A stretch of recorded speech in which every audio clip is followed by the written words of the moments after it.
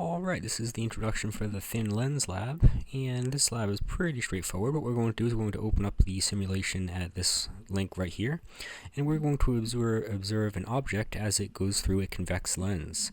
Something that we remember is that convex lenses have a positive focal length.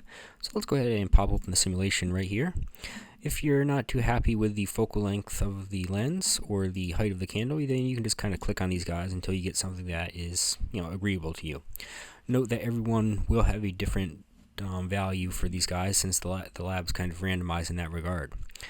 You can note what the focal length is by saying, I know that this right here is the focal length, this yellow dot, because this ray line goes through the focal length and then comes out parallel on the other side.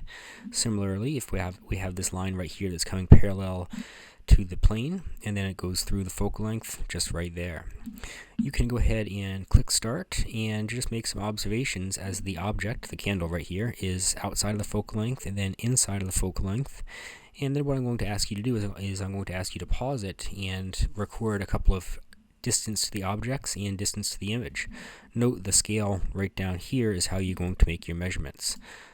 So I'll click start and let this guy run through.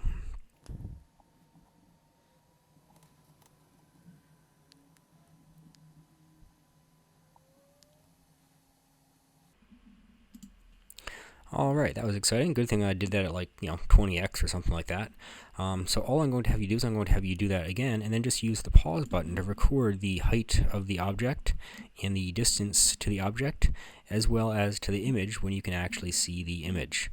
Then what you're going to do is you're going to use the thin lens equation to calculate the focal length of this guy, and then you're just going to compare that to the measured value.